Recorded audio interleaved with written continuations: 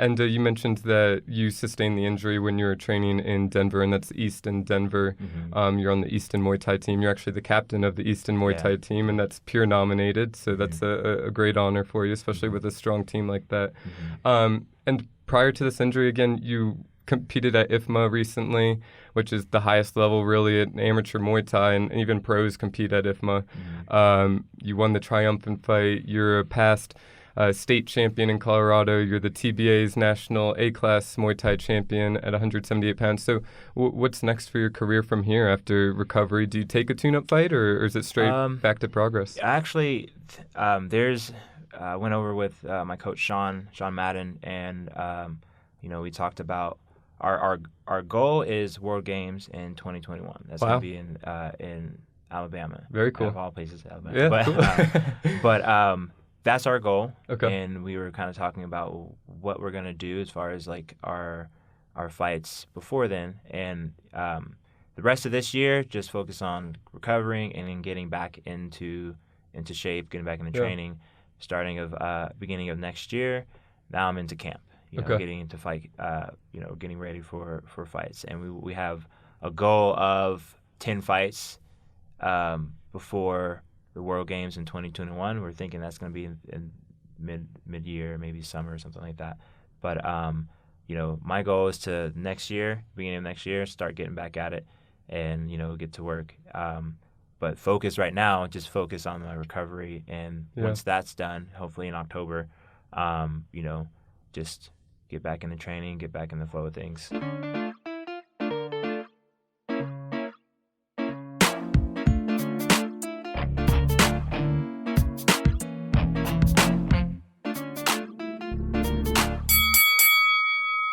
This is The Prize Fighting Business. I'm your host, Daniel Casado, and today my interview guest is Muay Thai fighter, striking coach, and U.S. National Muay Thai Champion, Wes Argrow. Wes is an A-class Muay Thai fighter with about 27 fights overall, including 1 smoker, 8 boxing matches, and an 11-7 record in sanctioned Muay Thai competition. He is a former Colorado State champion as well as the 2017 TBA National Muay Thai Champion in the A-class 178-pound division. He also holds the 170-pound Muay Thai title for the Sparta Combat League, and he was the Golden Gloves runner-up during his time boxing as an amateur. In addition to competing at a high level, Wes also finds time to coach at the Easton Training Center in Boulder, Colorado. Now let's dive into my conversation with Wes Argrow about his Muay Thai and martial arts journey. Wes, thank you for joining me today. Yeah, thanks for having me, man. Absolutely. A pleasure. And so you are about a year removed from the IFMA championships, which took place in Cancun last year and are coming up this year in a couple of weeks in Thailand this year. And then after that, you won the triumphant Muay Thai fight in Las Vegas, kind of a showcase fight for you. But then unfortunately, you tore your Achilles tendon a month or so after that in preparation for another fight. So now you're in the middle of recovery, and kind of tell us where you are with recovery, how you're feeling, and kind of what's next from here. Cool. Well, right now I'm just like, I feel good. It's been a few months. It's been, I'm thinking like 3 months since it happened. Recovery is going well. Physical therapy is on point, and just a lot of movement, like walking and things like that in my own, at home routine is helping a lot. So I'm recovering really well. It's just something that I can't, I can't rush. I have to be patient with it. Right, right. And so you're working with a physical therapist, and are they giving you like a program to utilize? Are you going in person? What does that kind of setup look like? Yeah, well, I'm going in person, and she does very well with like massage and dry needling and working on balance and things like that. But most of it is just in person, and then I do my own, like we have like kind of an agreement, like our own routine that we do in the office and outside as well that I do at home. So you're responsible for your end of things as well. Yeah, and it's something that you just got to keep the maintenance going. You just got to keep working it every day, and and that's where you get the best results. You got to do you got to move it. Yeah. I imagine it's pretty incapacitating, especially for a sport like Muay Thai, where you're up on your toes with the technique, at least if you're doing it properly. So, I mean, what is your mobility like right when that injury happens compared to now, compared to full strength? Wow. Well, when it happened, you're immobile. It's hard to do anything. And it's crazy because when it happened in Denver at the Denver facility, and I had to drive back home. I drive a manual car, and I had to drive back home from Denver to Boulder, and like that was scary. And yeah, when that happens, man, it's like you're literally just you have to lay down. You can't do anything. You can't put pressure on the ball of the foot. So you knew pretty immediately. Yeah, I knew what it was because just the simple mechanics of the of what I know about the body, and it was very obvious what happened, and it was unfortunate. But yeah, absolutely. And I mean, there's no good timing for an injury, but maybe this was a little bit more unfortunate than most, being that it kept you from competing this year in the IFMA World Championships. You had a great showing last year, including an elbow KO of one of your opponents. So I mean, what is your thought when you first get injured? Like, do you think about your career in fighting? Like, what's going through your mind? Well, I mean, a lot of things, went through my mind when that happened. Like, as far as like, how long my career is going to be, and if I'm going to be able to bounce back and be back to where I was. And that's still, flowing through my head now. Sure. But yeah, there's so many things that go through. And as I was going through recovery, my mind starts to kind of get back to where it was. Because at first it was very scary, and like I was kind of freaking out. It was a crazy thing, and I've never had like a severe, like a really bad injury like this. Really? And, so this was your first kind of serious injury? Yeah. Well, within my fighting career. That's great. I've been lucky and been able to, just get by with, from the bumps and bruises, but nothing, that's gonna like put me out for a while. Right. But, it's definitely a mental, a mental aspect, because your body's hurt. So you gotta be mentally tough there. Yeah.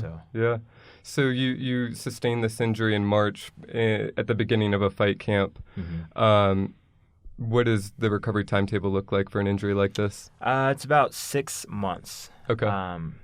Give or take, depending on how the PT goes and how well I'm taking care of it. It seems to be pretty strong. So, hopefully Doc will, maybe release me a little earlier. I'm just hoping for that, fingers crossed. But about 6 months, and I should be back on the mat, getting back into training. Nice. May not be able to go 100% right out the gate, but back into the normal routine where I can train regularly. Good. So. And you mentioned that you sustained the injury when you were training in Denver, and that's Easton, Denver. Mm-hmm. You're on the Easton Muay Thai team. You're actually the captain of the Easton Muay Thai team, and that's peer nominated, so that's a great honor for you, especially with a strong team like that. And prior to this injury, again, you competed at IFMA recently, which is the highest level really at amateur Muay Thai, and even pros compete at IFMA.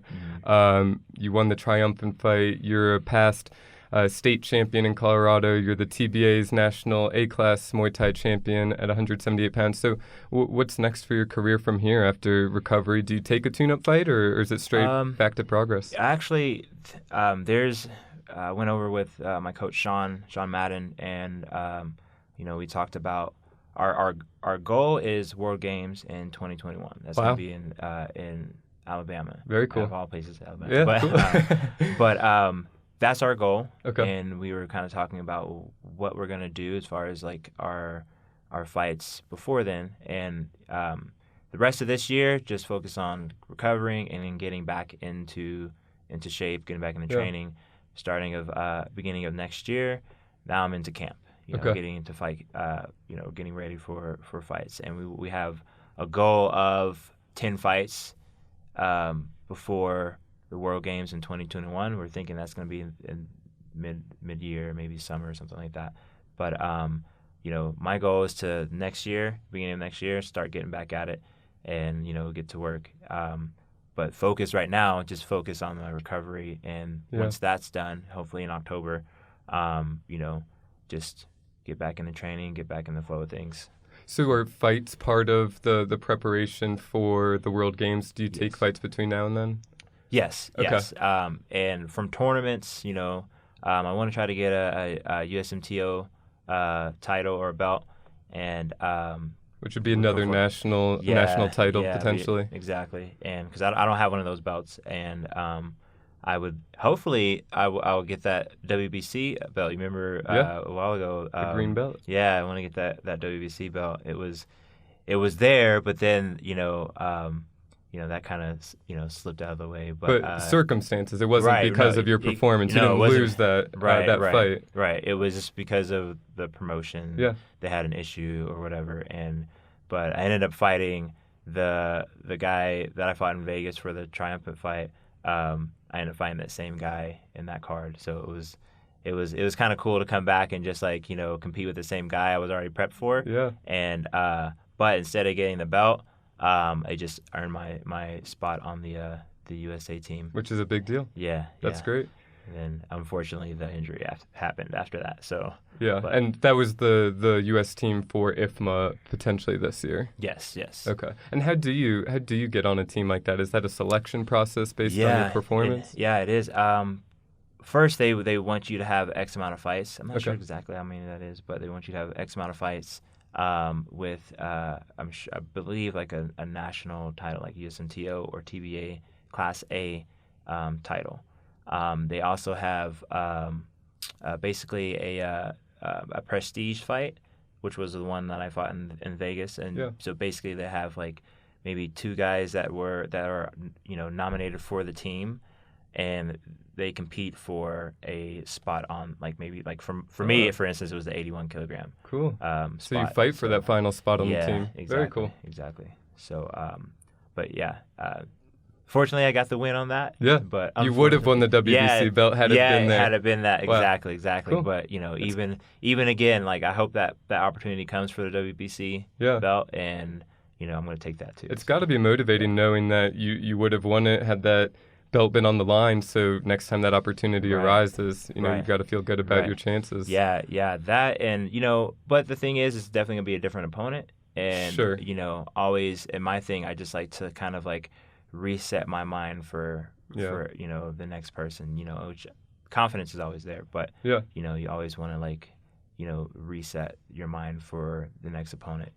Absolutely. And just kind of get fresh and move on. So whoever that's going to be on the other end for that belt, I'm going to be prepped for them too. Just like I was for the last guy. So. Yeah, I bet.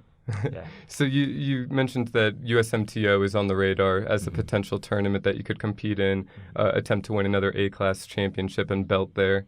What is fight camp preparation for a tournament look like, where you're potentially going to fight multiple times in one weekend? Mm-hmm. Well, first, like the preparation starts off months before, even a year to. Or even more sometimes, because with the tournament at that high caliber, you really want to make sure you're thorough and you're ready for it. Right. So you're planning out your career. For the next year or two at least. Right. Exactly. Is this formal? Are you writing this down, or is it more a conversation between you and your coaches? It's more conversation. I just have the experience, and obviously my coach does too, and we talk about it, and we know what's there. We have we set our schedule. For some people it'd be good to kind of write it down or have something physical that they can see. But for me, it's such a lifestyle that it's just like waking up, doing my routine, and my training routine stays the same pretty much. Okay. And so, but when I start training for competition, it's more intense, but I never kind of fall off those tracks. Yeah. So what? I guess first paint a picture of what it normally looks like, and then maybe tell us the difference. Cool. So, first you want to, have a preparation fight or, something to kind of get your, just get your mind ready for that contact. So like a one-off fight. Yeah, exactly. And then back in the training after that, heal up. Maybe take maybe a week off after that, just heal up and then get back into the hard training. Should be about at least like a couple months before, or at least a month before the IFMA tournament. So 4 to 8 weeks for fight camp specifically. Exactly. So you want to have a tune-up fight before then, maybe 4 to 8 weeks, and then jump into hard training again, and then prep for that. And there's a lot of things to prep for, not just fighting, but also like having to pay for the trip itself. Yeah, and that's another thing on its own. Yeah. So tell me about kind of Monday through Friday, what the training looks like. Like, are we doing 2-a-days? Is this hitting the bag in the morning, pads at night? Mm-hmm. For a huge tournament like that, I try to do 2-a-days. Like morning training, and then evening training. Most of in between, my thing is like running, getting my road work, and getting my bag work in. Okay, so road work and bag work is a staple of the fight camp. Right, exactly. So that's what I do in between. When I'm not with my team, that's pretty much what I'm doing. Just keeping that cardio going. And then when I obviously in training, right, we're just grinding out technique and our game plan. But in between, that stays that's very consistent in between, because it's really important, right? Yeah, absolutely. To keep that routine, especially because no one likes running. Yeah. So you have to keep it going, Right. But yeah, pretty much. So you're essentially doing bag work and road work in the morning or first half of the day, and then team practice at night with the competition team. Right. Okay. And that's in between the team training, I do my own road work and bag work, and even I may have a teammate hook up with a teammate and do some pad work. Okay. And keep that flow going. So yeah, in between the team training is just as important, because that's that time that you have to really get yourself make sure you have the time to train in between, and not just when we're just in front of a lot of people. You got to keep that going. What you're doing when no one's looking. Right. Exactly. So what does bag work look like for you? I mean, do you focus on something specific? Do you have a set routine? I like to do 12 rounds. I'll do like 6 rounds, and kind of most of it just either depends on what my coach wants me to do. Okay. But other than that, I kind of have my own routine, or I may kind of mix it up. So I like to do either freestyle bag work, or kind of focusing on different strategies that I'm working on for my opponent, if I know who this person is that I'm going to be going against. So if it's someone shorter than me, I'm kind of working on like my probing weapons and my teeps and staying outside. If it's something that like a tournament thing where you don't know who you're going to be fighting, kind of work on everything, especially with, if there's going to be, if it's a competition with elbows, IFMA specifically, like you have to really know what you're doing with elbows and clinch. So I do a lot of in and out work, and also with like skip knees, things like that, stuff that kind of like will really help in the fight itself, or what my goal is, right? Right. So those are, and it kind of just depends on the situation at hand. I kind of adjust it to that. So. Yeah, and you have a significant background in amateur boxing with 8 fights. Mm-hmm. You have a tall, lean build. You're strong in the clinch with those elbows and knees. Mm-hmm. So something like IFMA, I mean, it certainly fits into your fight style, right, as far as the ability to merge or blend the kicks with the knees and the elbows and the clinch and the boxing work. I mean, do you feel like that boxing base has provided something extra in your Muay Thai competition, or do you feel like the striking with your hands is different and you've had to develop a different style completely? Well, it depends. Where my career has been kind of, I've had to be able to adapt and adjust, with kickboxing fights and Muay Thai fights. I feel like Muay Thai, it's good to have hands, right? It's always good to have hands, but you really want to use that to set up your legs, right? Whatever kicks or teeps or knees, whatever that you're going to be following up with. It does help. I feel like having that boxing background does help me kind of like stay safe from punches, able to avoid punches, see them coming, and just understand that upper part of the body. And, as far as, defensive and just more offensive, I feel like it's, I understand my range well. I know that technique is there with my punches, and, get my opponent to respect my punches, and then I can send a kick, and have people, and I throw really good kicks, not you do. gloating, but like I love throwing kicks, So I feel like having that boxing background really, really helped, and it just really grounded me and gave me the confidence with my punches. Yeah. And that's something that like I see a lot with people coming up is like working that basic part of striking, and that's hands. Yeah, and I'm sure it helps with the setup too, as far as getting your opponent to shell with your hands, opening up the body for the kicks, or shell so that you can clinch on them. Right, exactly. Cool. Exactly.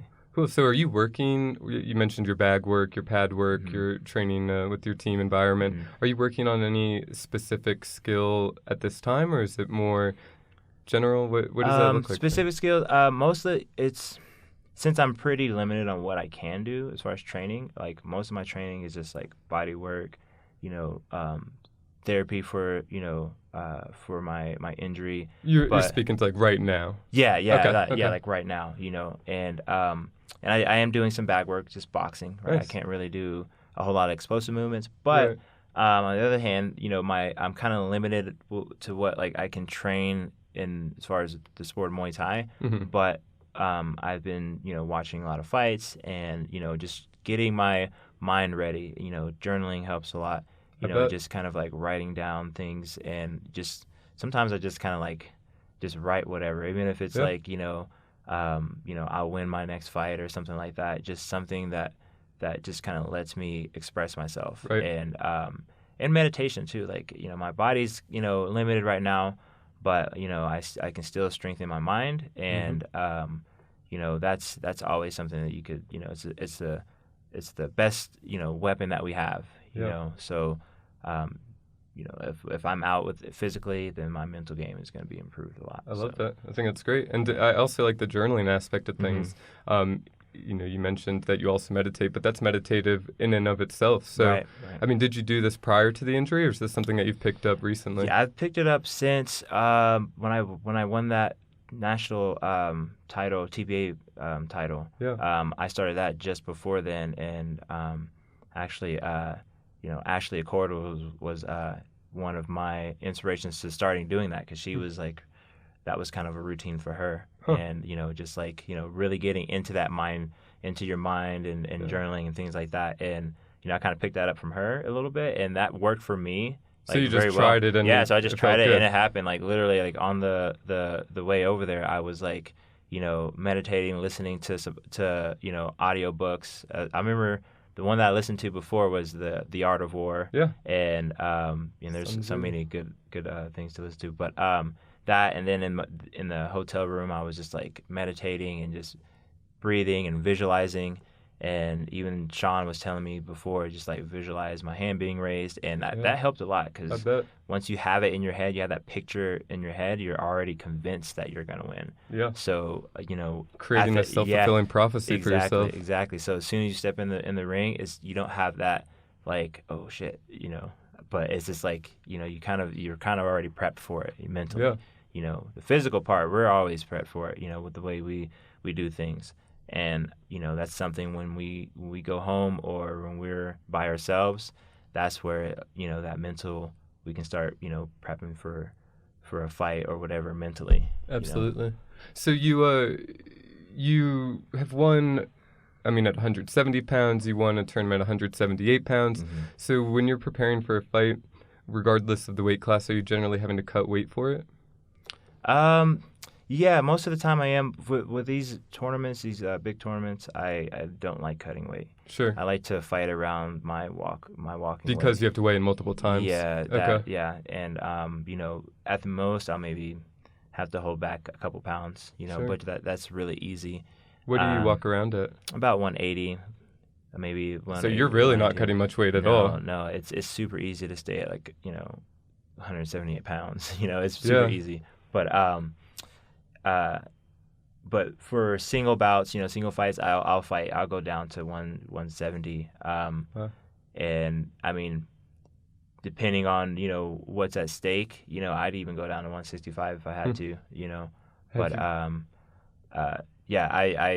my preparation for weight is usually pretty easy. And when I do cut weight, done it so many times that I've never had to really worry too much about that. Yeah. You know? What does the weight cut look like for you, since it doesn't seem to be that drastic? Yeah. Well, I like starting off with intermittent fasting. That Okay. kind of gets me started, gets my body kind of in that mode. Are you losing any weight from that specifically, or are you making up for it on the back end of the calories? I actually do. I actually do start cutting weight just from that. Yeah. You know, and bodies are different. You know, and this is just something that works for me. That's kind of safe and I feel comfortable with. And I start with fasting, obviously drinking a lot of water because that starts helping. And then by that time, I don't have much. I maybe cut about 5 pounds just from that. And then the rest, from dieting and with one of my sponsors, I contact them and they give me a nutrition plan. Cool. And we go from there because when you add up the numbers, like you can get anywhere you want, either up or down. You just gotta. It's all about numbers. And then at that point, maybe if I'm like a pound or so shy, then I'll resort to maybe a sweatsuit or something like that. Sure. But I've only had to use a sweatsuit maybe once. I think one time. That's great. Yeah. That's awesome. Yeah. So you've got good control over your weight and good understanding of your body and what you need to put into it or not put into it to get somewhere. Right. And my thing is just being really careful with water intake, because you want to make sure that you're hydrated at a certain point until you start to dehydrate yourself, rather than dehydrating yourself throughout the whole entire cut. Yeah. For me, I can't cut just right off the back. I have to give myself some time and ease into it. But weight cuts can be really, really tough, especially if they're rushed or not planned well. And like I said, I've done it so many times that I kind of have my routine. And then cutting water, like a sweatsuit, is like the last resort, and I've only had to do that like once. Yeah.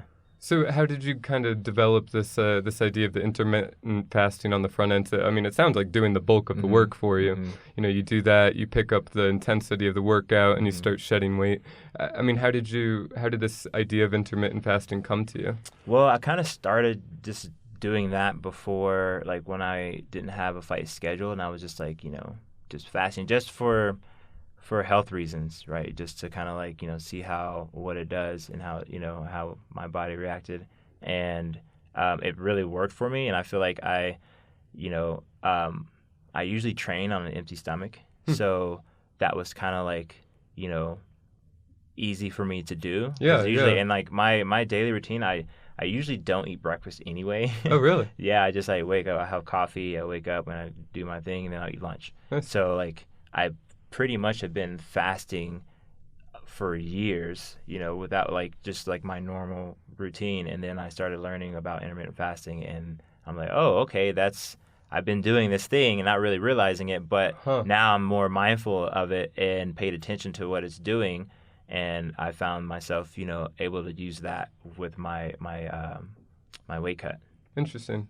So cool. Yeah, that helps me out a lot, and also watching the numbers, because you can still fast, and if you're not watching what you eat, you can still mess it up. Oh yeah, especially if your goal is to cut weight. It's one thing when you're trying to stay weight, you can still fast and then keep your normal weight, but with that and then the numbers, that helps out a lot. Yeah. So. Are you changing up the diet during this, during fight camp, or is your diet generally the same in and out of camp? I usually try to tighten it up during camp. What does that look like? What are you eating? I just try to do everything simple, right? I don't like to do crazy things because it makes it more difficult to meal prep, stuff like that. So it's just you could probably heard it so many times, rice, broccoli, chicken, eggs, or just whatever's simple and that has the appropriate calories and not processed. Yeah, not processed, and it's easier for me because it's the more simple that you go, the easier it is to cook, and you save time and all that, and even money. Yeah, so absolutely. And just stay away from restaurants. Yes. So what is it that you're eating bad outside of camp or after a weigh-in? Yeah, after a weigh-in, I still one time I made a bad choice to just kind of go all out after a weight cut, and my body I didn't like it, my stomach didn't like it, so after that was a lesson learned. But I still keep it clean. I try to eat a little bit more, but like things like my favorite things like avocados, even during training, just because it's like one of the You can best break things. for that. Yeah, exactly. So just like simple things, but like I like to like intake a lot of good healthy like whole foods and go from there. But after the fight, that's when I get back on my just whatever eating routine. But What is your ideal vice food? man, dude, I like if you know me, like like wings and like fries, like those two things Cool. are like my like I crave that in a beer. Like right after a fight, I need Oh, yeah. I need the wings, man. Absolutely. Yeah. Cool. But Are you strategizing for your fights? I mean, you mentioned if there's potentially a certain opponent that you know of, like you'll do certain bag work. But do you generally strategize with your coaches, or is it just let's focus on what we're good at? Yeah, we strategize. I'm pretty well-rounded, so I can adjust to whoever, whether they're taller or they're shorter or Yeah. whatever their style is, and I'm very versatile with orthodox and southpaw. A And lot of ring experience. yeah. So that also just helps out with being able to adjust. And so yeah, we find out what we have to do against his opponent. But if not, then if we don't know anything, then we kind of like we're thorough with everything, that with all the skills, Cool. and but yeah, for a specific opponent, like I feel like that's just kind of where I can adjust to that very easily. Yeah. Just like what do I need to do? Do I need to like throw the knee when they move in, or do I need to move in and get in the clinch?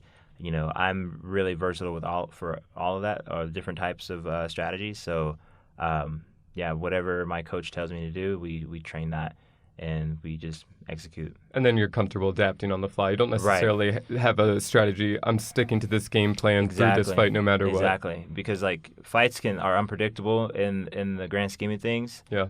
We can have a plan before, but if that plan has to change, you have to be adaptable. Absolutely. And that's something with why I'm all about being really good with every aspect, whether it's in close or it's outside of range, in that zone 2, the mid range. Yeah. So like being strong in all with any zone, any range gives you that versatility. Yeah, I bet. So, I mean, how often are you sparring outside of camp and then in camp in preparation for a fight or a tournament? Well, I mean, sparring is I spar twice a week all the time. Okay.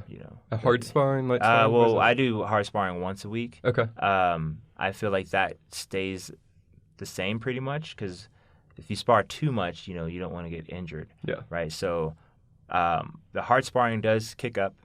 There's still tech sparring, and most of the things that really,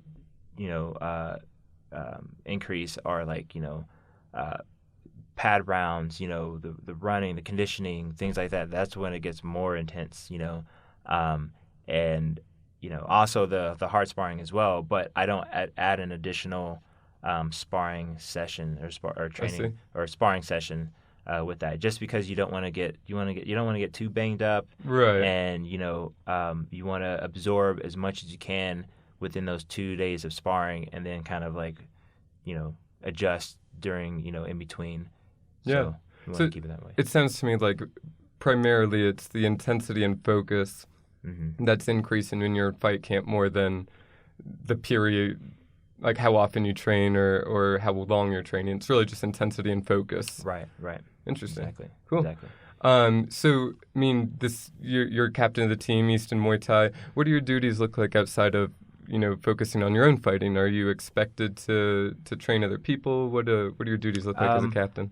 Biggest thing is making sure that I'm a good not just role model, but like someone that whatever I do, because I'm a big influence, right? So whatever I do, that kind of like the team will reflect off of that, right? Or they'll absorb that. So one of my biggest things whenever I was given this position, was like, okay, like I have to make sure that I'm doing what I'm doing, right? So like when it comes to training, the small things like hustling up, doing things correctly, not BSing around in between, like just being a good figure, and also basically just being a leader, right? Setting the proper example. Yeah, proper example, be a leader.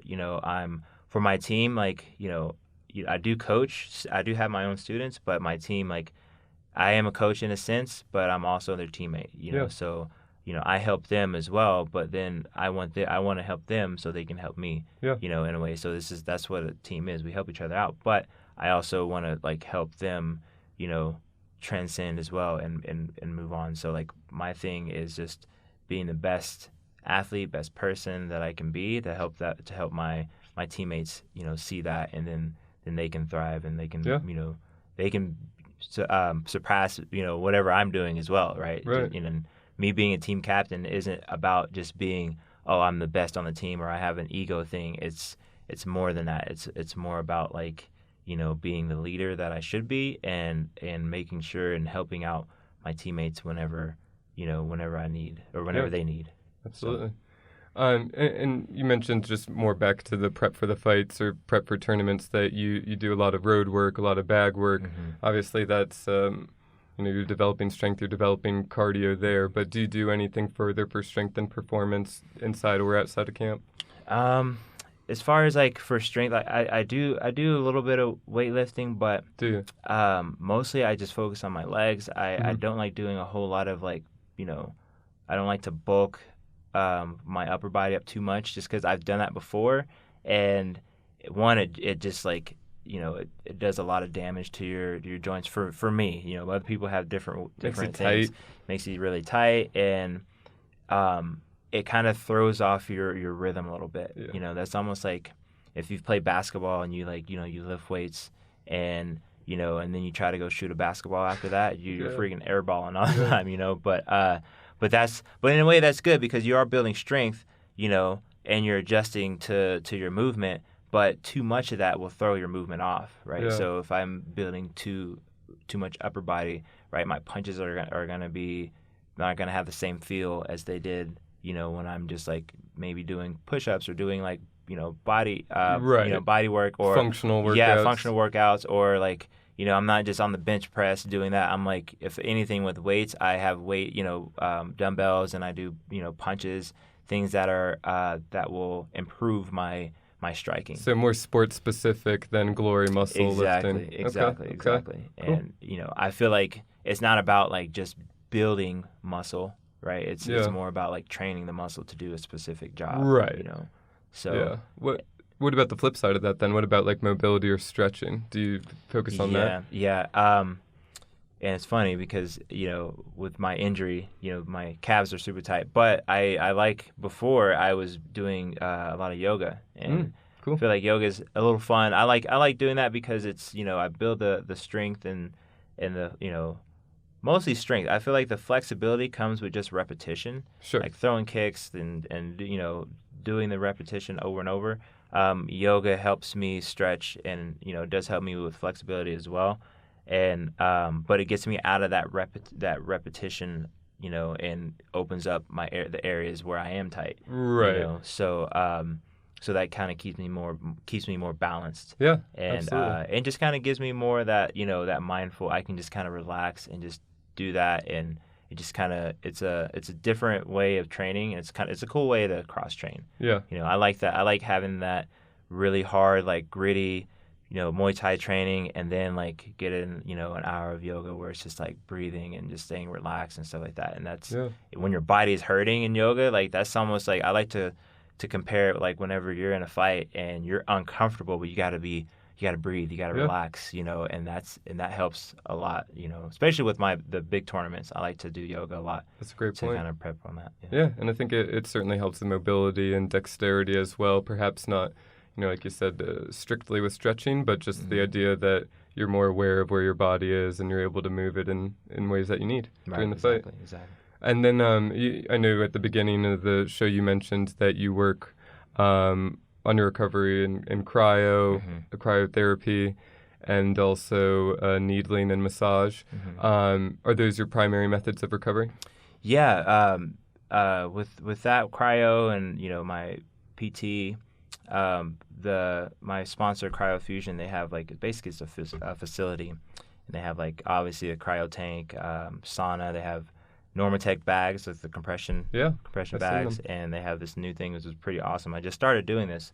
It's called like an aqua roll, and it's just like this. Almost looks like a washer, and it has like water and these glass beads, and it just rotates. You put your foot or your hands in it. Obviously my foot, and it just rotates, and it does like compression and all that stuff and ice. It does a lot of stuff, and as soon as you're out, after about 20 minutes, I feel great, and I almost feel like I want to train, but I obviously can't. I can't just push it, but it makes a huge difference, and that's just a new tool that I've thrown into my recovery, and I love it. Cryo is just my I need that. I feel like that's really good for just a routine, especially with the intensity of the, How did you get into training. it? I mean, like, how did you find cryofusion? And they're in Boulder, Colorado, cryofusion? Yes. So how did you initially get in touch with them and find out about cryo and start doing it? Well, a student of mine actually introduced me to it, and she had, talked to the owner and just kind of like, said, hey, here's an athlete, here's, here's a facility, and, I basically just like, told them, hey, like I'm getting ready for IFMA, or an international tournament, and, we just kind of, make our own kind of like agreement. Cool. And so now we've built a really good relationship. I think I've been with them for about almost 2 years now, or maybe 2 years, somewhere around there. So, and do you find benefit in utilizing their techniques? It is, yeah. I'm a strong believer of cryotherapy. I hear great things. I've never tried it. Yeah, it's awesome, and I've even tested it. I've done a week where I'm not doing cryo, and I'm doing a week where I do cryo 3 days, 3 times a week, and at the end of the week when I'm not doing cryo, man, I'm just like exhausted. Like my body just feels like a wreck. But with it, I feel like I can go more, and my body just feels like it had that time to recover in between. So it's really important, and it's just maintenance. It's something that you have to do, and regardless if you're doing cryo or something else, you have to have your way of maintaining your body. Especially at the highest level like you're at. Yeah, exactly. Like there's no way I could make it without any kind of without like one of my sponsors and stuff like that. Which there's a way I could, but it would be even more difficult. So they make it's so easy to get in there, have everything that I need, and I just like knock that out and get ready for the next day. So shout out to cryofusion. That's awesome. Yeah. So do you have any other sponsors that you partner with? Yeah. Colorado Nutrition. They one of my longtime sponsors as well. Is that supplements, or what do they do? They do supplements and also nutrition planning. Do you utilize supplements? Yes. Okay. Yes, what do you take? Just the basic stuff like electrolytes and amino acids and some protein. Cool. Just the basics, and then usually I like sticking with those because it's just more like calories and hydration and electrolytes. So those things are like and amino acids. Get from protein, but those are just like the basic needs.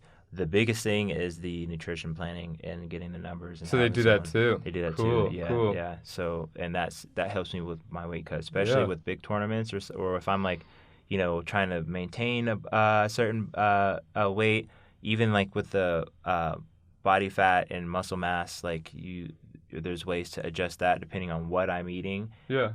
Can adjust that. Like I can be at 180, but my body fat can be higher than my muscle, so or vice versa. So that's really good to have that knowledge, especially because you could be cutting weight, but you could be cutting muscle, or breaking down muscle, and it's important to try to keep your muscles fresh and not broken down before you go and break them down in a fight.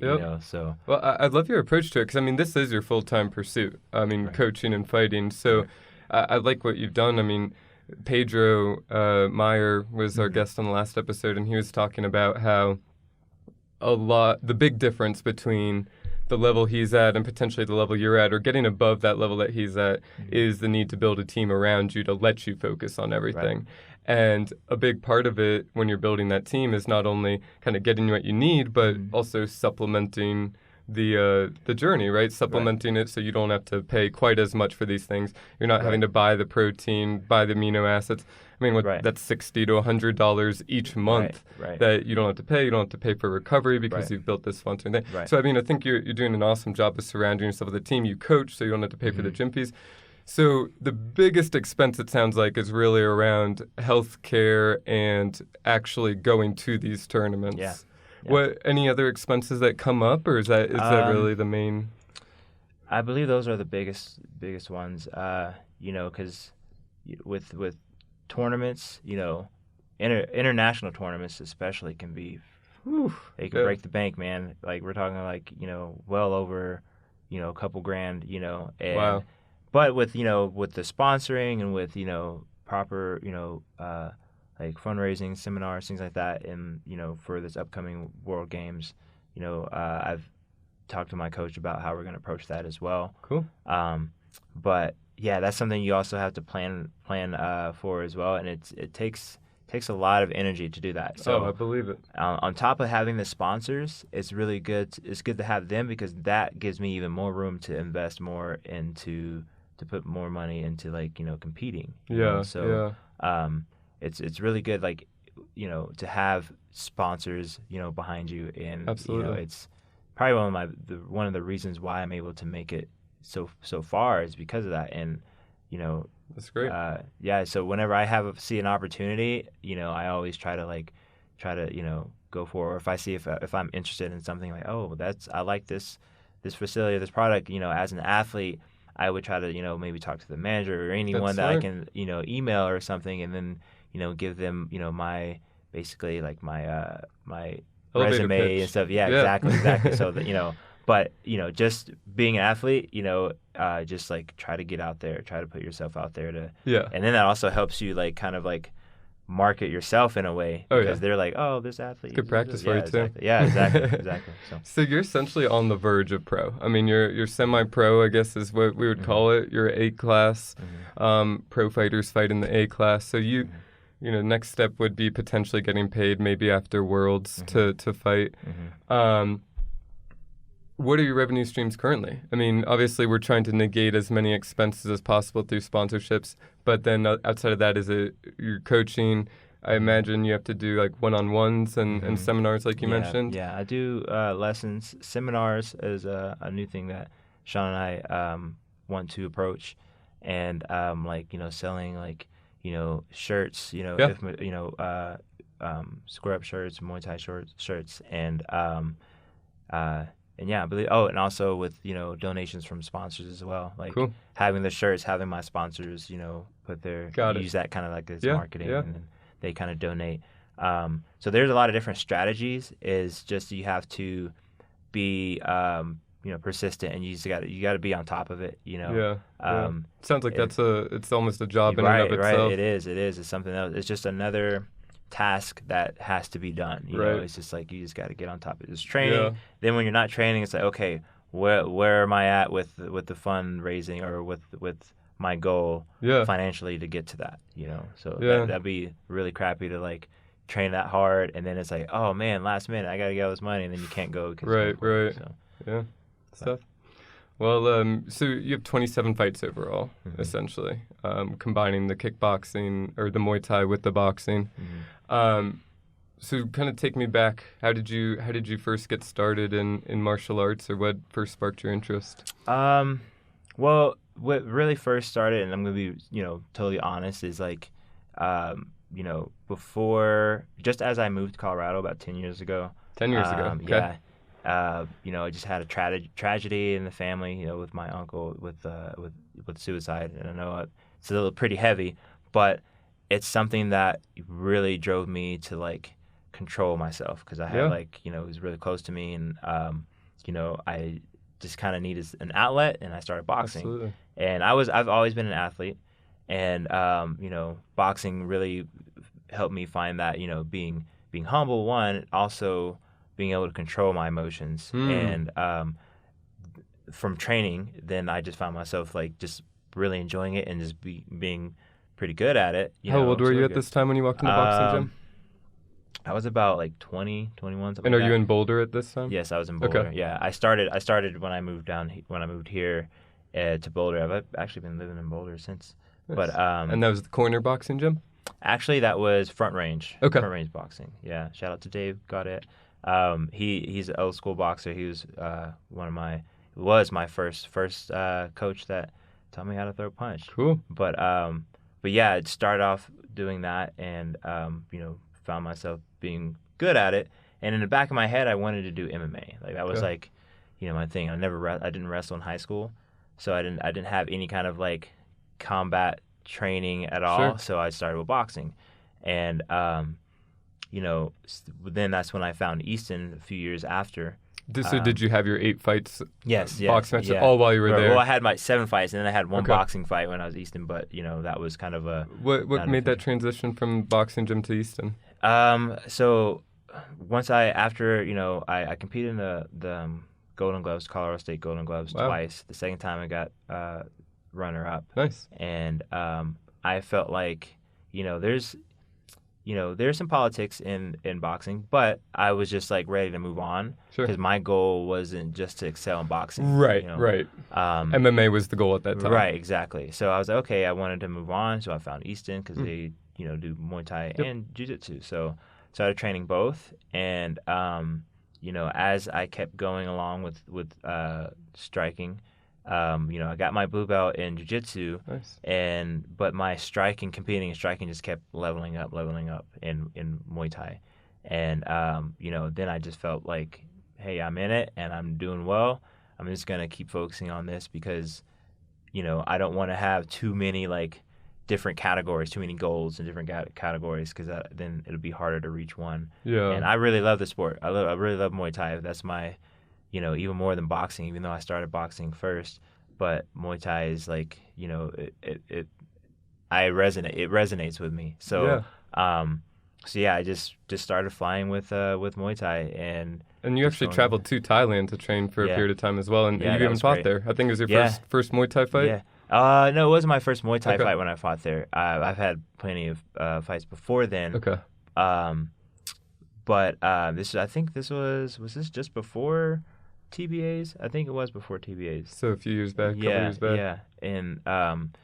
And having that experience training in Thailand and just like not having to worry about anything else, but just training, 2, sometimes 3 times a day. It's beautiful. And it's awesome. And then having that freedom to, just to kind of relax in between. But that was just the greatest experience, and getting to train with Lucilla. Really? Yeah, we got top team. Yeah, that was awesome. He's just a. Oh, I didn't know he was there. Okay. Yeah. I think he's still there actually. Cool. But he's just phenomenal. He's just a freaking elite of the elite. Yeah, man. For sure. And such a small guy, but he's the IQ is what when I went there is what I really took back. It wasn't mostly to just prove myself. Oh, I can do this. Like that's part of just training and doing your best, but. Like coming back, I really understood like the culture of it, and like getting to meet a lot of different athletes from around the world, and building relationships, and just all around was a really good experience. Just reinvigorated your interest even more. Yeah, just personal reasons it was really good, and also just as an athlete, it just really boosted me. So I'm really I was looking forward to going to Thailand for the IFMA tournament. I was just like, yes, it's calling me back. But, it happens, and, there's, I'm sure there's going to be more opportunities. Sure. Yeah. So. Cool. So obviously you're, I would assume, I don't know this, maybe it's improper for me to assume, I would assume your goals changed from the original goal of being MMA when you first started to now? Yeah. Is that a safe assumption? Okay, so what is the career goal now, would you say? Career goal is, obviously World Games, Okay. So that's the focus. I mean, we're not even thinking past World Games, 2021 World Games, that's the focus. Yeah, that's the focus. Cool. And, my biggest thing is not mostly just like making money from the sport. It's mostly just like being a really good figure in the sport. So, hopefully I'm one of the people, when people hear about Muay Thai in the States, I'm one of the people that they think about. I don't think you're far away. Yeah, hopefully. I mean, I'd say you're certainly the preeminent, if not prominent person in Colorado that represents Muay Thai. It's still active. So I'm proud to be that representative to go out and represent not just the state but the country. Yeah. But it's not about money, it's more about, just building the sport of Muay Thai. And I feel like it's such a great sport, and we have so many great athletes here in the States that if we just like everyone does their part, even if it's little by little, and it starts to grow from the kids to even like, young adults, I feel like it'll be a big movement. And then on the professional side, you'll start seeing more, fortunate things. Opportunity. Right, exactly. And, as far as going professional, that's really, just kind of up in the air right now. Right now, it's just World Games, and, hopefully I'm still healthy and able to, like, move on from that. But, just one big goal, at a time, and that's where I'm at with World Games. And, cool. But I could see myself going pro. I could definitely see that. Yeah. It's just, within a few years, things can happen. Like, sure. So, cool. But so I hope World to Games. Yeah, exactly. World champion. Mm-hmm. That's what's up. Mm-hmm. So if you could think back to the beginning of your career, you just have a general tip that you think would be good for young fighters coming up that are potentially looking to go down the same route as you, what advice would you give them? Just be patient and focus. Like, I feel like, and what the sport has done for me is able to filter out all the BS, right? And gave me the opportunity to like focus on what I want to do in this sport. And, consistency is key and focus is key. Like, you have to have those two. And, that has to become a lifestyle. You can still have fun and do your thing. I don't want to try to make it seem like you just, have to be this bland, have this bland lifestyle. Training Muay Thai is not bland at all, and competing. But then in between that, you can still have a life. But it's all about just being patient and focusing on what you need to. And then in between that is what you can kind of like, adjust to, different things. Like, if holidays come around, okay, that's a good time to like, just kind of relax and stuff. But in between that, you got to be consistent with training. Like, and that's something that, with my team, with our team at Easton, like, we have to like, we really talk about being consistent, and that's why we have the like mandatory training days. So consistency is key. Because if we didn't have that structure, none of us, even me, like myself, I wouldn't be able to get to where I'm at. So. Just for the youngsters out there, just just stay consistent and have fun too. Like, this isn't a thing to be so like scared of or anxious. Not have fun, anxious. Yeah, exactly. Like, have fun with it. There are some bumps and bruises along the road, but I feel like that's the fun part. You just kind of learn so much about yourself. Absolutely, and that's where you are right now. Yeah, exactly. I think that's great advice. So that's awesome, and hopefully your recovery comes along well, and speedy recovery to you, and we look forward to seeing you fight again soon, and hopefully winning this World Championship in 2021. Awesome. I appreciate you coming on, Wes. Thanks a lot, man. Thank you very much. Thank you. Thanks for watching. Check us out online at theprizefightingbusiness.com. Follow us on Instagram at PrizeFightBiz. Subscribe to our YouTube channel at The Prize Fighting Business. And don't forget to like us on Facebook. Thanks.